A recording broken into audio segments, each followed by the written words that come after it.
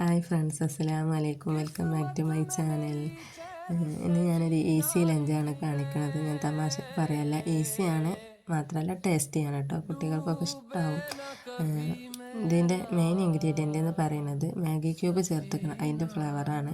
അതുകൊണ്ട് തന്നെ കുട്ടികൾക്ക് അടിപൊളി ടേസ്റ്റാണ് കേട്ടോ. പിന്നെ ഒരു കുഞ്ഞ് സവാള, 2 കുഞ്ഞ് തക്കാളി, 4 വെളുത്തുള്ളി, ഒരു കുഞ്ഞ് ഇഞ്ചിൻ്റെ കഷ്ണം, പിന്നെ 2 പച്ചമുളക്, കുറച്ച് പുതിനൻ്റെ ഇല എടുത്തത്. മല്ലിച്ചപ്പ് ഉണ്ടെങ്കിൽ എടുക്കേണ്ട കയ്യിലില്ല, അതുകൊണ്ട് ഞാൻ എടുത്തില്ല.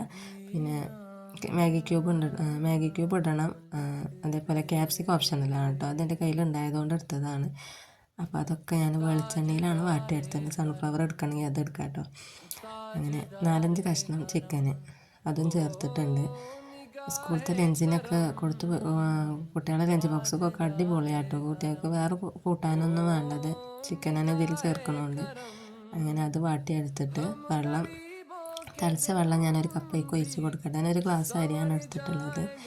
അങ്ങനെ ബസ്മതി റൈസാണ് ഞാൻ എടുത്തിട്ടുള്ളത്, അതിൻ്റെ കയ്യിലുണ്ടായതുകൊണ്ടാണ് കേട്ടോ. നമ്മൾ റേഷൻ കടയിൽ നിന്ന് കിട്ടുന്ന അരി ഉണ്ടല്ലോ, അത് മതി. അതന്നെ ഇതിന് നല്ല ടേസ്റ്റാണ്. ഞാനിത് ഉണ്ടായതുകൊണ്ടും ആ റേഷൻ കടയിലത്തെ അരി എൻ്റെ കയ്യിൽ ഇല്ലാത്തതുകൊണ്ടുമാണ് ഇതെടുത്തിരുന്നത്. റേഷൻ കടയിലത്തെ അരി ഉണ്ടെങ്കിൽ ഞാനത് എടുത്തിരുന്നത്. പിന്നെ ടേസ്റ്റിനൊരു വ്യത്യാസം ഉണ്ടാവില്ല കേട്ടോ, അരി ചേർത്താൽ അടിപൊളി ടേസ്റ്റ് തന്നെയാണ്. ഞാനിത് ഇടയ്ക്ക് ഉണ്ടാക്കണതാണ്. കുട്ടികൾക്കൊക്കെ അങ്ങനെ കൂട്ടാൻ എന്താ ഉണ്ടാക്കുക ആലോചിച്ചിരിക്കുമ്പോൾ വേഗം ഇങ്ങനത്തെ എന്തെങ്കിലും പണിയെടുക്കുക. അപ്പോൾ കൂട്ടാൻ വേണ്ടതിനും കുട്ടികൾക്ക് കഴിക്കാനും ഇഷ്ടമാണ്, നമ്മളെ പണി എളുപ്പമാണ്.